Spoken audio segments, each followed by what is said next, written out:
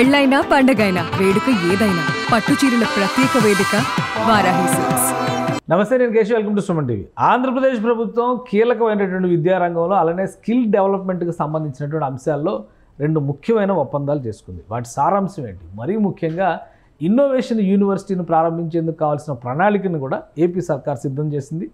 IT విద్యాశాఖ మంత్రి నారా లోకేష్ దీనికి సంబంధించిన అగ్రిమెంట్ ప్రాసెస్ను కూడా కంప్లీట్ చేశారు. దీనివల్ల రాష్ట్రానికి యువతకి కలిగేటువంటి ప్రయోజనం ఏంటి ఒకసారి విశ్లేషించే ప్రయత్నం చేద్దాం. మనతో పాటు సుబ్రహ్మణ్యం గారు. సుబ్రహ్మణ్యం గారు నమస్కారం. నమస్కారం సార్.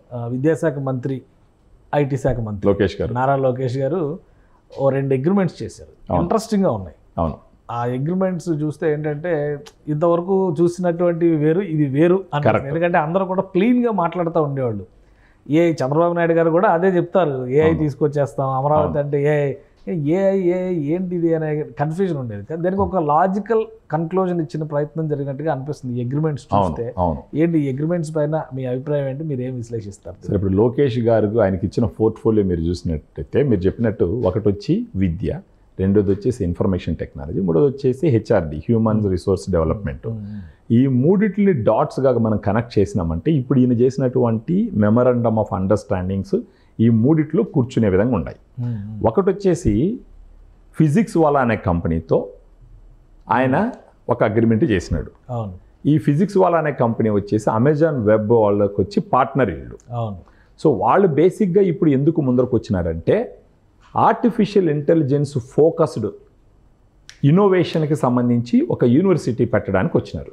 అంటే దీని ఉద్దేశం ఎలా ఉంటుందంటే అక్కడ చదువుకున్న ఆంధ్రప్రదేశ్లో చదువుకున్నటువంటి విద్యార్థులకి వాళ్ళకున్నటువంటి అకాడమిక్ నాలెడ్జ్ని ఇండస్ట్రీస్తో ఎలా కనెక్ట్ చేసుకోవాలి, అంటే ఒక బుక్కిష్ నాలెడ్జ్ నుంచి ఒక ప్రాక్టికల్ ప్రాబ్లంకి ఎలా కనెక్ట్ చేయాలా ఏఐని వాడుకుంటూ అన్న దాని మీద ఇప్పుడు వీళ్ళు కూడా ఏం చేస్తున్నారు, యుఎస్లో ఉన్న కొన్ని కంపెనీలతో పార్ట్నర్షిప్లో తీసుకొచ్చి 1000 కోట్ల రూపాయలు పెట్టుబడి పెట్టి ఇక్కడ ఆ యూనివర్సిటీ పెట్టడానికి చేసేటటువంటి ప్రయత్నం. ఇప్పుడు ఈ యూనివర్సిటీ ద్వారా స్కిల్ డెవలప్మెంట్ ఒకటి మేజర్గా ఫోకస్ చేస్తారు. యూనివర్సిటీ ఆఫ్ ఎమినెన్స్ అని ఎమినెన్స్, యూనివర్సిటీ ఆఫ్ ఎమినెన్స్, అది AI focused innovation university. So దీంట్లో బేసిక్గా ఏంటంటే ఈ స్టూడెంట్స్కి స్కిల్ డెవలప్మెంట్ చేస్తూ, అంటే ప్రపంచ స్థాయి ఉద్యోగాలకి వీళ్ళు వెళ్ళాలంటే ఆ స్టాండర్డ్స్లో ఆ ఇండస్ట్రీకి రిక్వైర్మెంట్ ఉండేటటువంటి స్కిల్స్ వీళ్ళకి డెవలప్ చేయాలా, దాన్ని ఫోకస్ చేస్తూ ఈ ఆర్టిఫిషియల్ ఇంటెలిజెన్స్ని ఒక యూనివర్సిటీ పెట్టి దీన్ని ఈ గ్యాప్ని బ్రిడ్జ్ చేయడానికి చేస్తున్నటువంటి ఒక ప్రయత్నంగా చూడాలి.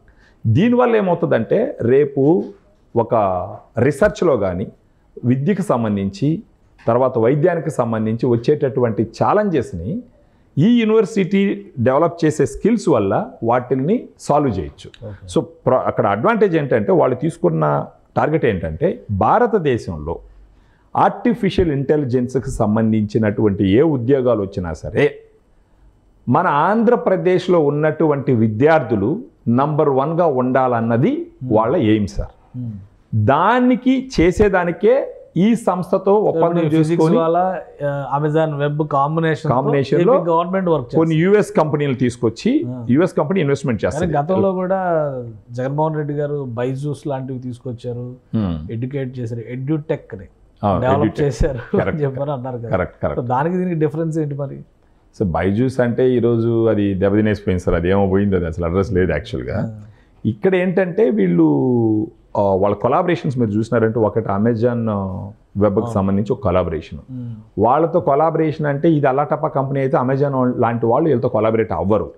సెకండ్, వీళ్ళు యూఎస్కి సంబంధించి అక్కడి నుంచి వాళ్ళ భాగస్వామ్యంతో పెట్టుబడులు తీసుకొచ్చి పెట్టడానికి చేస్తున్నటువంటి ప్రయత్నం.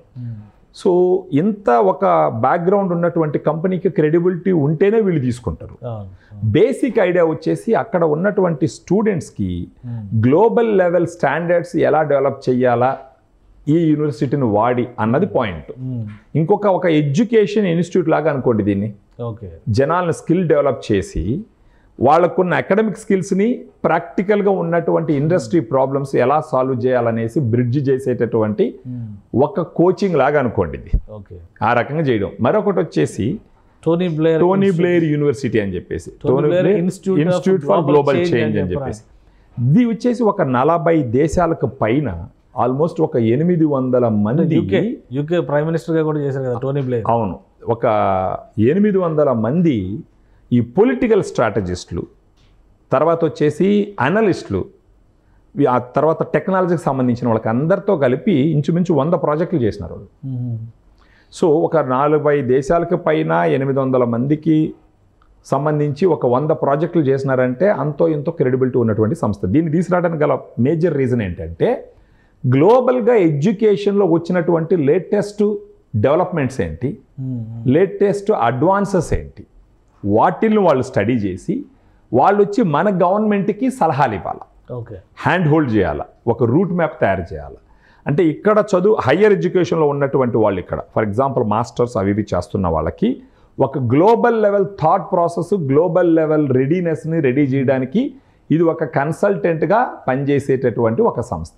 అంటే ఈ 2 సంస్థలకు సంబంధించి మీరు చూసినారంటే మేజర్ ఫోకస్ వచ్చేసి ఒక 3 రకాలుగా తీసుకోవాలి. ఒకటి students, technology, jobs, skills and jobs. Students skills, how to use technology. Students స్కిల్స్ని టెక్నాలజీని కంబైన్ చేస్తే వాళ్ళు గ్లోబల్ లెవెల్ ఎంప్లాయ్మెంట్స్కి ఏ విధంగా రీచ్ అవుతారు.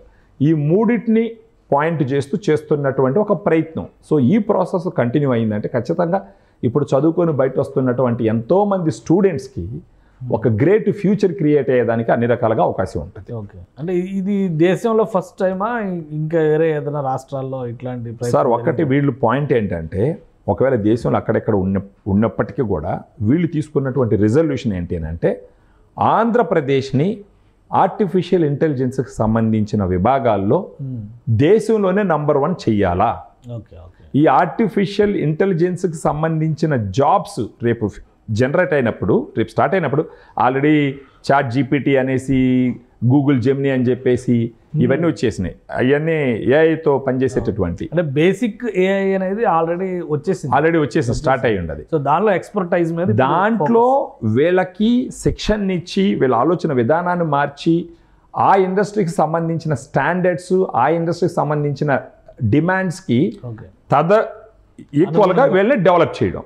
సో అలా చేయడం ద్వారా ఏమవుతుంది, ఆర్టిఫిషియల్ ఇంటెలిజెన్స్ సంబంధించి ఏదైనా జాబ్స్ ఇండియా మొత్తం మీద వచ్చినా, ఆంధ్రప్రదేశ్లో వచ్చినా, ఆంధ్రప్రదేశ్లో ఉండేటటువంటి యువత నంబర్ 1 స్థానంలో ఉండాలి. ఓకే, అంటే దీని ద్వారా ఈ రాబోయే ఆర్టిఫిషియల్ ఇంటెలిజెన్స్ అనేటటువంటి ఒక ఇండస్ట్రీలో మన ఏపీకి సంబంధించిన ఎంతోమంది స్టూడెంట్స్కి ఈజీగా జాబ్స్ సంపాదించుకునేటటువంటి ఒక ప్రయత్నం.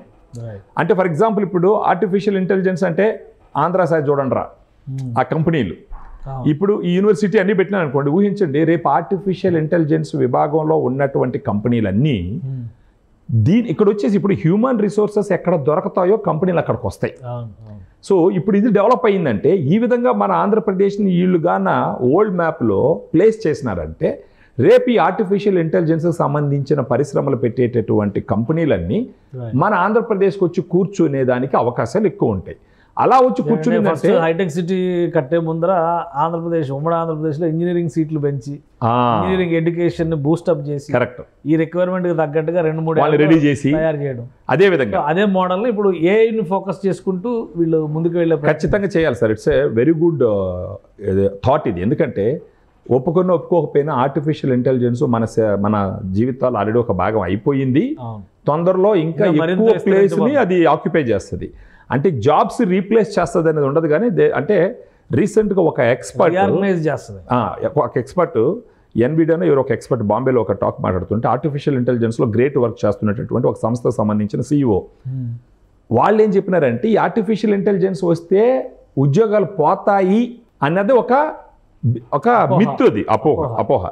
కానీ వాళ్ళు ఏమైనా క్లారిటీ ఇచ్చినారంటే ఆర్టిఫిషియల్ ఇంటెలిజెన్స్ వచ్చి ఉద్యోగాలు తీసేదు, ఈ ఆర్టిఫిషియల్ ఇంటెలిజెన్స్ సమర్థవంతంగా వాడుకోగలిగిన టాలెంట్ నాకుంటే ఆర్టిఫిషియల్ ఇంటెలిజెన్స్ వాడని యొక్క వ్యక్తి ఉద్యోగాన్ని నేను లాగేస్తా.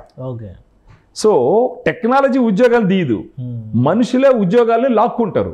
అంటే ఇప్పుడు ఒక మనిషి ఉన్నాడు, మీ స్కిల్ సెట్ డెవలప్ కాకపోతే మీ స్పేస్ ఇంకో ఆక్యుపై చేస్తారు. Absolutely sir. ఇప్పుడు దీన్ని మీరు పాయింట్అవుట్ చేసిన, ఇప్పుడు దీన్ని మీరు డాట్ని కనెక్ట్ చేసినారంటే ఇప్పుడు మన ఆంధ్రప్రదేశ్ ప్రభుత్వం చేస్తున్నటువంటి ప్రయత్నంలో ఈ ఆర్టిఫిషియల్ ఇంటెలిజెన్స్ మీద ఇలా నాలెడ్జ్ పెంచి వాళ్ళని డెవలప్ చేసి వాటిని ఎఫెక్టివ్గా వాడుకునే పరిస్థితుల్లో ఇక్కడ ఉన్నటువంటి విద్యార్థులు రేపు తయారైనారంటే ఊహించండి, వేరే రాష్ట్రానికి సంబంధించి ఈ ఆర్టిఫిషియల్ ఇంటెలిజెన్స్లో అవగాహన లేని స్టూడెంట్స్ ఉన్నారనుకోండి, వాళ్ళకు వచ్చే ఉద్యోగాన్ని మన ఆంధ్రప్రదేశ్ కుర్రాళ్ళు లాక్కుంటారు.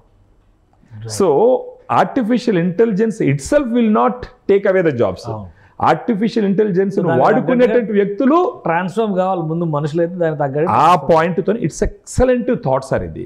రేపు ఇప్పుడు మీరు నేనున్నాను, మీరు వచ్చి ఆర్టిఫిషియల్ ఇంటెలిజెన్స్ నాకన్నా ఎక్కువగా మీ ఉద్యోగానికి మీరు వాడుకోగలరు.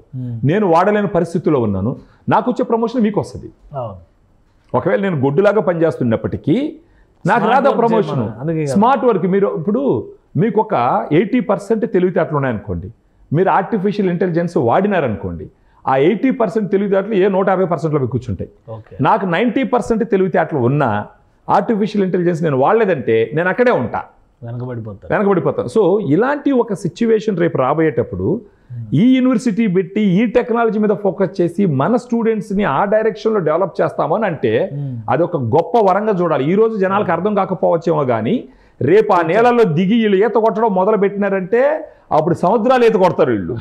ఆ రోజుకి అర్థం అవుతుంది sir. Right. Thank you Subrahmanyam గారు. ఇది ఆంధ్రప్రదేశ్ ప్రభుత్వం 2 ఆసక్తికరమైనటువంటి ఒప్పందాలు చేసుకుంది. ఒకటి Tony Blair institute of global చేంజ్కి సంబంధించి తీసుకున్న నిర్ణయం, అలానే రెండవది ఫిజిక్స్ వాళ్ళతో కలిసి అమెజాన్ వెబ్తో కలిసి ఆర్టిఫిషియల్ ఇంటెలిజెన్స్ పైన వర్క్ చేసేటువంటి ప్రాజెక్ట్. ఈ రెండు కలిపి చూస్తే కనుక ఇన్నోవేషన్ యూనివర్సిటీ క్రియేషన్కి ఏపీ సర్కార్ బీజం వేస్తుంది. దాంతోపాటు ఇన్స్టిట్యూట్ ఆఫ్ ఎమినెన్స్ పేరిట స్కిల్ సెట్ డెవలప్మెంట్ పైన ఈ 2 ఒప్పందాలు కూడా ఫోకస్ చేయబోతున్నాయి. అంటే రాబోయే రోజుల్లో ఏ విధంగా అయితే బోధన పద్ధతులు మారబోతున్నాయో దానికి తగ్గట్టుగా ప్రాక్టికల్స్ కూడా మారిపోయే అవకాశాలు ఉన్నాయి. రాబోయేటువంటి రోజుల్లో ఆర్టిఫిషియల్ ఇంటెలిజెన్స్ ప్రతి అంశాన్ని ఆక్యుపై చేసేటువంటి క్రమంలో దానికి కావాల్సినటువంటి సుశిక్షితులైనటువంటి వ్యక్తులను తయారు చేసేటువంటి బాధ్యతని ఇప్పుడు ఆంధ్రప్రదేశ్ ప్రభుత్వం తీసుకుంది. కాబట్టి ఈ స్కిల్ సెట్ డెవలప్మెంట్ పైన యువత ఫోకస్ పెడితే ఉద్యోగ అవకాశాల్లో కూడా ఆంధ్రప్రదేశ్ యువత ముందుండే అవకాశం ఉంటుందని సుబ్రహ్మణ్యం గారు విశ్లేషిస్తున్నారు. ఇది special discussion. Keep watching. Suman టీవీలో మీ పర్సనల్ అండ్ బిజినెస్ ప్రమోషన్స్ కోసం కింది నెంబర్కి కాంటాక్ట్ చేయండి.